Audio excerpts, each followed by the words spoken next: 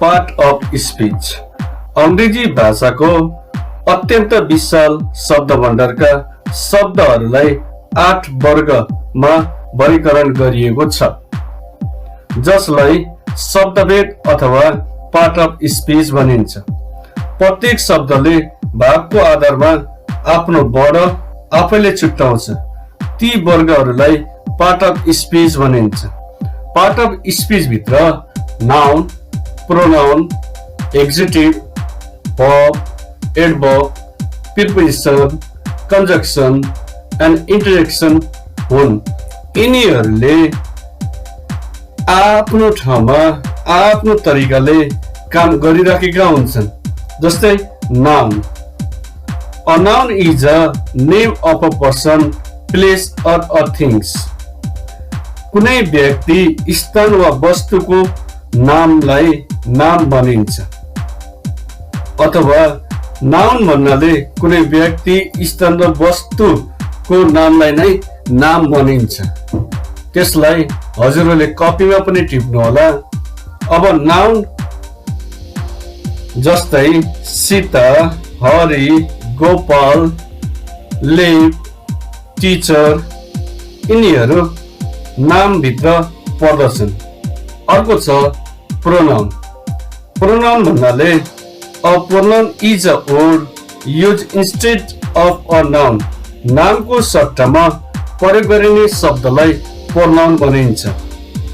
जस्तै आई भनेको म, मी भनेको मलाई, माई भनेको मेरो, वी भनेको हामी, अस भनेको हामीलाई, आवर भनेको हाम्रो, यु भनेको तिमी र तपाईँ, यु भनेको तिमीलाई, तपाईलाई, योर भनेको तिम्रो, तपाईको, दे भनेको तिमीहरू, देम भनेको तिनीहरूलाई, डियर भनेको तिनीहरूको, यी भनेको ऊ, हिम भनेको उसलाई, हिज भनेको उसको, सी भनेको उनी, हर भनेको उनलाई, हर भनेको उनको, इट भनेको यो, इट भनेको यसलाई र इट्स भनेको उसको भन्ने हुन्छ, यसको भन्ने हुन्छ, इट्स भनेको यसको भन्ने हुन्छ।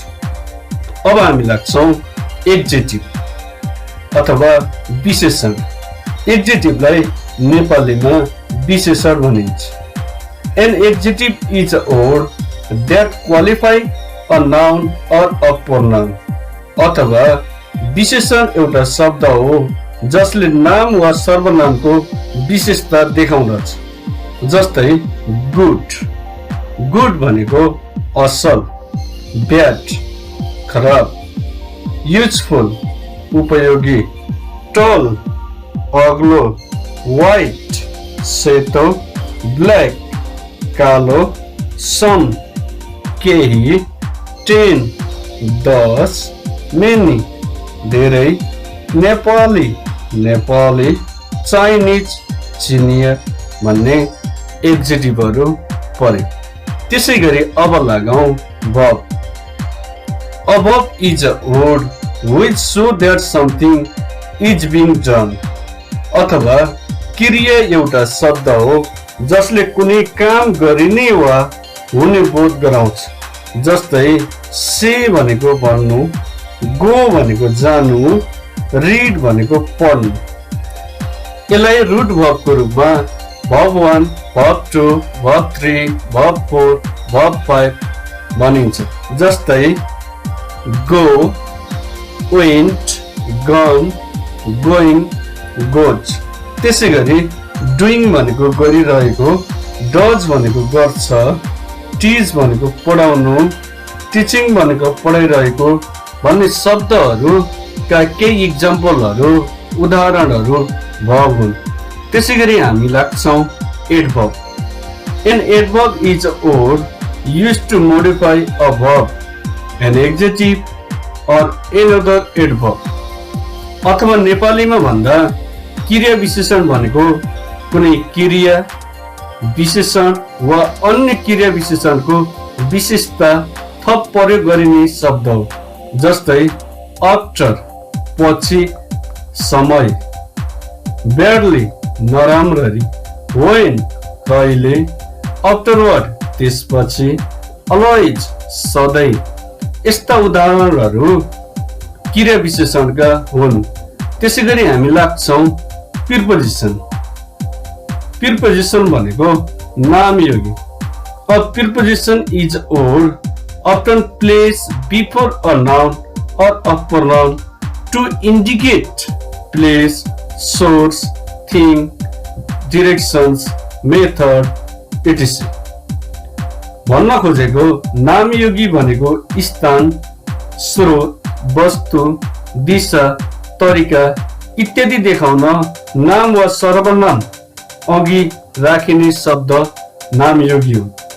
जस्तै above, it, on, in, over, of, from, since, over यिनीहरू प्रिपोजिसन हुन्।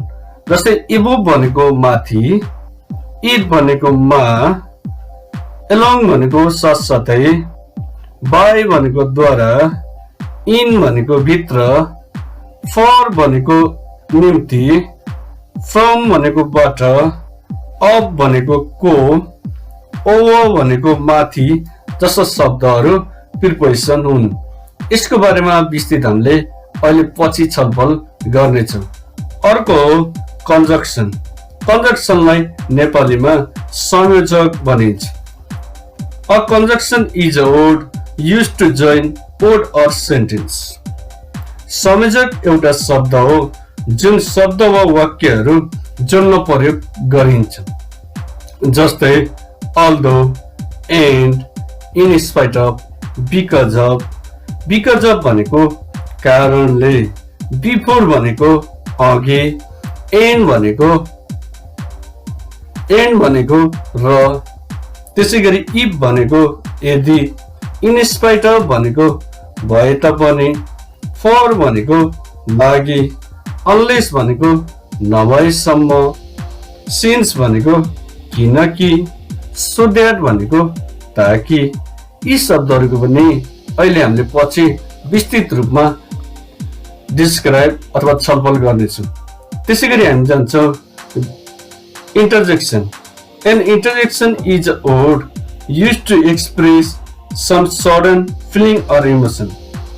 Sudden feeling or emotion अथवा interjection भनेको के आकस्मिक अनुभव वा उत्तेजना व्यक्त गर्ने शब्दहरू हुन्। जस्तै प्लस,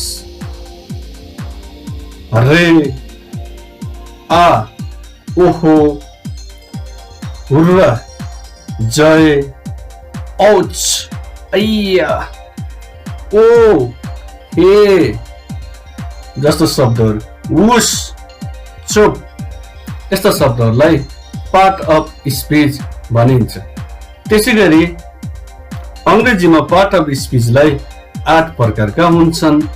तिनीहरू नाउन, नाम वा संज्ञा, प्रोनाउन, सर्वनाम, एडजेक्टिभ, विशेषण, वर्ब, क्रिया, एडवर्ब, क्रिया विशेषण, प्रिपोजिसन, नामयोगी, कन्जक्सन, संयोजक, इन्टरजेक्सन्स, विस्मयदिबोधक यी शब्दहरूलाई पार्ट अफ स्पिच भनिन्छ। यी शब्दहरूले अङ्ग्रेजी बोल्नको लागि रहनेको लागि एकदमै महत्त्वपूर्ण भूमिका खेलेको हुन्छन्।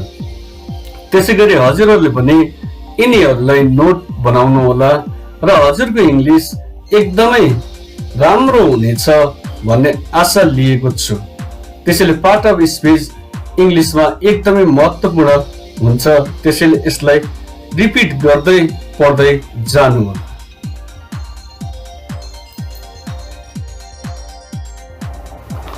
अब लागौं noun.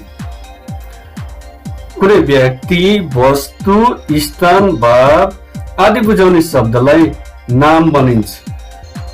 A noun is a name of a person, place or things भनेर भनिन्छ। अथवा कुनै व्यक्ति, वस्तु, स्थान, भाव बुझाउने शब्दलाई नै नाम भनिन्छ। नाम 5 प्रकारका हुन्छन्। Proper noun, common noun, material noun, collective noun, abstract noun. अब यिनीहरूको बारेमा पर्पल नाउन भनेको व्यक्तिवाचक नाम हो, कमन नाउन भनेको जातिवाचक नाम हो, मटेरियल नाउन भनेको द्रव्यवाचक नाम हो, कलेक्टिभ नाउन भनेको समूहवाचक नाम हो, एब्स्ट्र्याक्ट नाउन भनेको भाववाचक नाउन हो।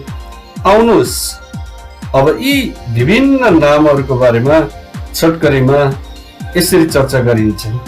पर्पल नाउन व्यक्तिवाचक नाम, कुनै खास व्यक्ति वा स्थान बुझाउने नामलाई पर्पल नाउन भनिन्छ।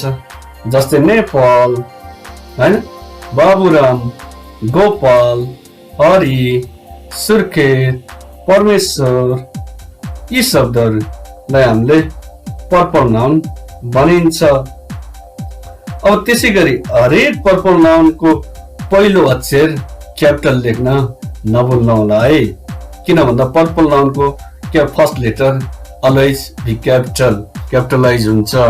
पर्पल नाउनको फर्स्ट लेटर सधैँ क्यापिटल हुन्छ। त्यसै गरी हामी लागौँ कमन नाउन। कमन नाउन भनेको जातिवाचक नाम हो, कुनै जाति वा वर्गको कुनै सदस्यका लागि प्रयोग हुने नामलाई कमन नाउन भनिन्छ। जस्तै बर्ड, चरो, बुक, गीत, ट्री, रुख, गोठ, बाख्राहरू, मेन, मानिस, ओमेन, महिला, पिग, सुगर, यीहरू जाति अथवा वर्गलाई जनाउने, वर्गको कुनै सदस्यलाई जनाउने नाम नै कमन नाउन हो। त्यसै गरी हामी लाग्छौँ मटेरियल नाउन्स। मटेरियल नाउन कुनै पनि खनिज, तरल वा कोरा पदार्थको नाम अनि त्यसबाट बन्ने वस्तुहरूको नामलाई मटेरियल नाउन भनिन्छ। जस्तै बटर, बटर भनेको नौनी, कपर भनेको तामा, करी भनेको तरकारी, घी भनेको घिउ, गोल्ड भनेको सुन भयो, ओइल भनेको तेल भयो। त्यसै गरी वाटर भनेको पानी भयो, राइस भनेको भात भयो, सल्ट भनेको नुन भयो। त्यसलाई नै हामीले मटेरियल नाउन भनिन्छ। अब लागौँ हजुर कलेक्टिभ नाउन। कलेक्टिभ नाउन भनेको समूहवाचक नाम हो। समूहगत रूपमा मानिस, पशु, माल सामान आदिलाई जनाउने नामलाई नै कलेक्टिभ नाउन अथवा समूहवाचक नाम भनिन्छ।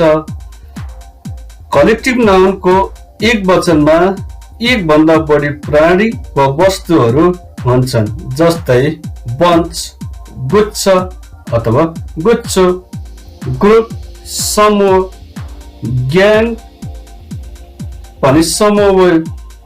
त्यसै गरी टिम, दल, टोली, क्राउड भनेको भिड भयो, ग्याङ भनेको दफा भयो, बन्च भनेको गुच्छाहरू भयो।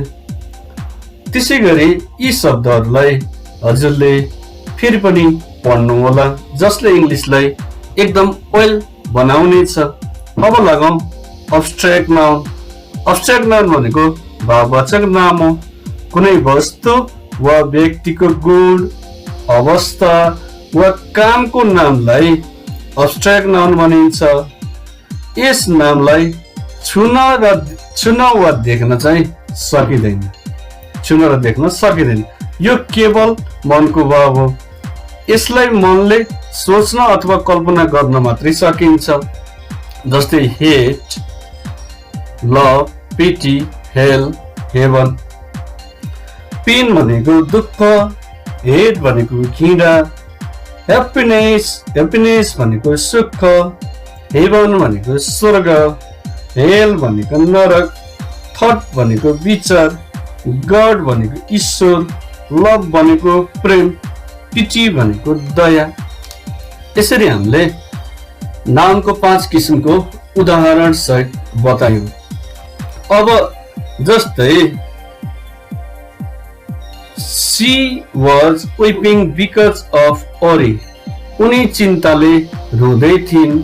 सेन्टेन्स उनका बहिनीहरूले उनलाई सम्झाए। Her sister made her confident. उनको सिस्टरले उनलाई सम्झाए। My father is a farmer. मेरा बुवा कृषक हुनुहुन्छ। उनी आफ्नो खराब सङ्गतले डिस्ट्रिक्ट भएका हुन्। त्यसै गरी उनका 2 भाइहरू छन्। She has got 2 brothers. हामीहरूले माथि उल्लेखित नाउनलाई 2 प्रकारमा वर्गीकरण गर्दा निम्न बमोजिम गर्न सकिन्छ। एउटा काउन्टेबल नाउन, अर्को uncountable noun. Material noun, abstract noun uncountable noun हुन् भने बाँकी सबै काउन्टेबल नाउन हुन्। 1, 2, 3 भनी गन्न सकिने नामलाई गणनीय नाम भनिन्छ। गणनीय भनेको काउन्टेबल नाउन। गणनीय नामको वचन हुँदा एउटा मात्र भए एक वचन सिंगुलर नम्बर, 2 वा 2 भन्दा बढी संख्या भए बहुवचन प्लुरल्स नम्बर भनिन्छ। जस्तै ओरेन्ज सुन्तला, बुक पुस्तक, पेन कलम, काउ गाई इत्यादि अथवा आदि। अनकाउन्टेबल नाउनलाई 1, 2, 3, 4, 5, 6 भनी गर्न सकिँदैन। यसको वचन पनि हुँदैन। जस्तै हेट घृणा गर्नु, ह्याप्पिनेस खुसी, हेल नरक, मिल्क दूध, वाटर पानी, राइस चावल, कट दही आदि इत्यादि। Proper noun, common noun, material nouns, collective नाउनलाई कन्क्रिट नाउन, ठोस नाम पनि भनिन्छ, किनभने यी नाउनहरूलाई छुन र देख्न पनि सकिन्छ। यसै गरी हजुरले नाउनहरूलाई पढ्दै जानुहोला। नाउन 5 किसिमको हुन्छ: proper noun, common noun, material noun, collective noun र अब्स्ट्र्याक्ट नाउन। र खास यसले अझै 2 वर्गमा पनि बाँड्न सकिन्छ: countable noun, uncountable noun. Countable noun भनेको गणना गर्न सकिने नाउन, अनकाउन्टेबल नाउन भनेको गणना गर्न नसकिने नाउन हो।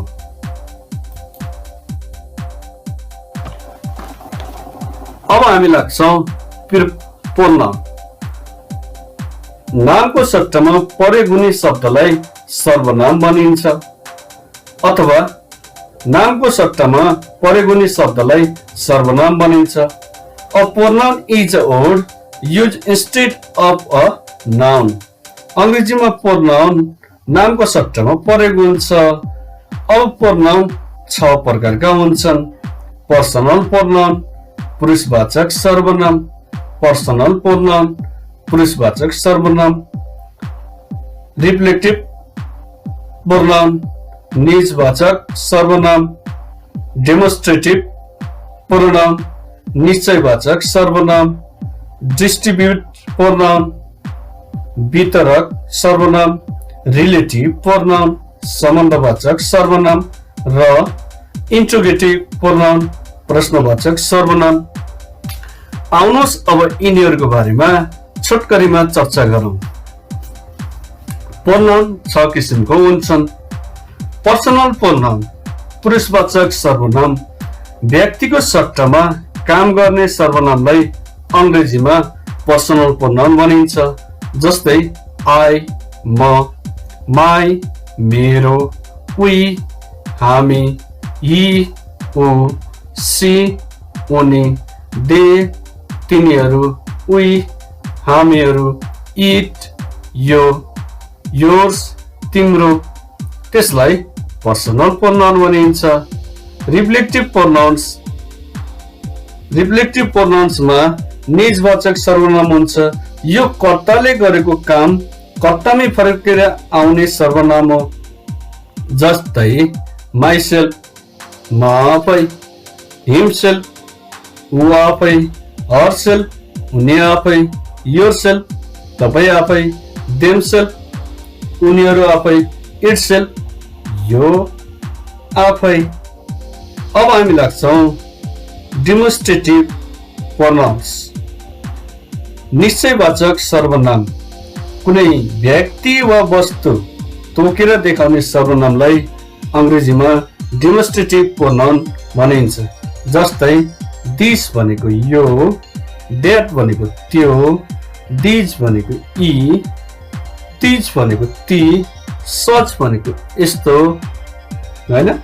ती प्रोनाउनहरूलाई त्यसै गरी अनिश्चित वाचक सर्वनाम जस्तै एनी भनेको कुनै, अल भनेको सबै, नन भनेको कुनै पनि होइन, फेरि फ्यु भनेको धेरै, केही धेरै, मेनी भनेको धेरै, सम भनेको केही।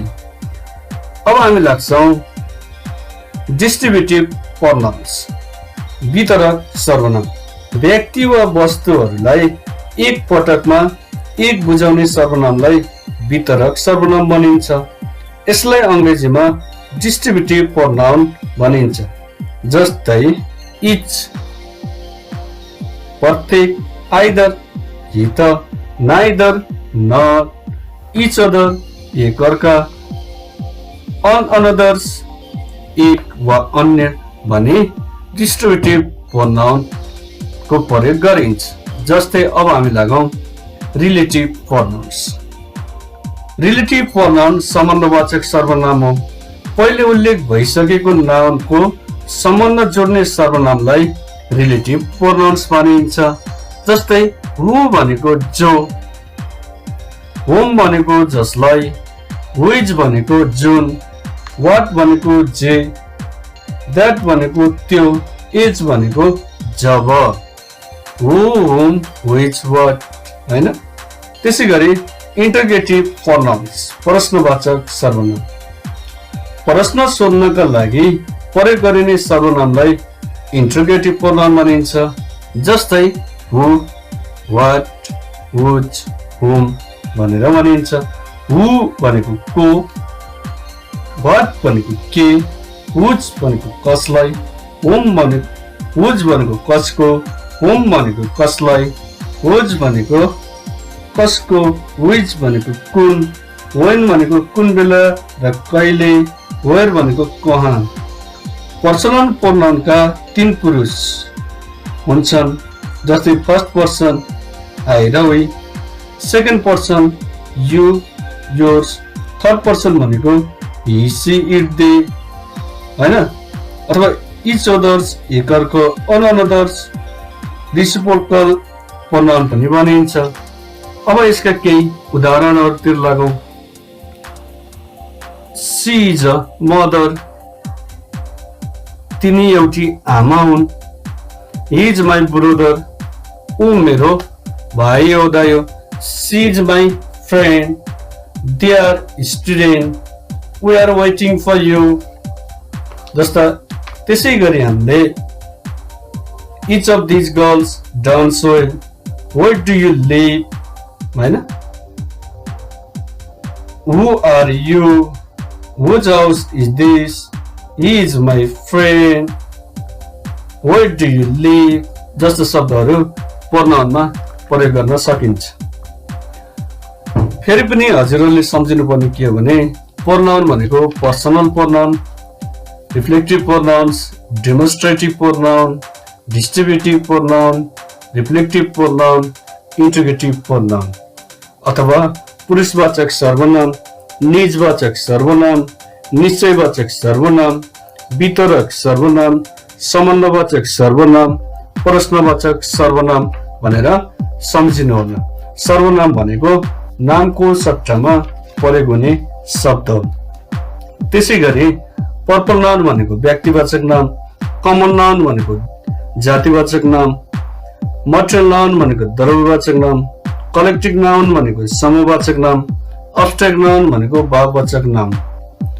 त्यसै गरी नाउन भनेको नामको नाम भयो, प्रोनाउन भनेको सर्वनाम, एक्जेक्टिभ भनेको विशेषण, वर्ब भनेको क्रिया, एडवर्ब भनेको क्रिया विशेषण, प्रिपोजिसन भनेको नामयोगी, कन्जक्सन भनेको संयोजक, इन्टरजेक्सन भनेको विस्मयादिबोधक। यिनीहरू आजको सेसनमा हामीले छलफल गर्यौं। यी टपिक्सहरूले हजुरलाई पक्कै पनि सहयोग गर्नेछ भन्ने आशा लिएको छु। त्यसैगरी यसभन्दा अगाडिका भिडियो क्लासहरू हजुरले छुटाउनु भएको छ भने युट्युब च्यानलमा गई तिनीहरूलाई पनि नछुटाइकन हेर्नुहोला। अंग्रेजीलाई कसरी राम्रो बनाउन सकिन्छ र इंग्लिश खरल कसरी बोल्न सकिन्छ भन्ने बारेमा हामी छलफल गरिरहेका छौं। यी छलफलका क्लासहरूले पक्कै पनि हजुरहरूको दैनिक जीवनमा अंग्रेजीलाई सहज तरिकाले बोल्न सक्नुहुनेछ र लेख्न पनि सक्नुहुनेछ भन्ने आशा लिएको छु। त्यही भएर हजुरले पढ्ने सुन्ने बेलामा पनि हजुरको डिस्प्लेमै त्यहाँ मैले भनेका शब्दहरू पनि लेखिदिएको छ, त्यसले तपाईलाई अझै सहज बनाउनेछ भन्ने आशा लिएको छु। I hope you will be speak surely and confidently English भन्ने आशा लिएको छु। हस् त हजुरहरूलाई एउटा सानो रिक्वेस्ट छ, यदि हजुरहरू हाम्रो यस च्यानलको नयाँ हुनुहुन्छ भने कृपया यो च्यानललाई सब्स्क्राइब, लाइक एन्ड कमेन्ट गरिदिनु होला। हस् त, नमस्ते।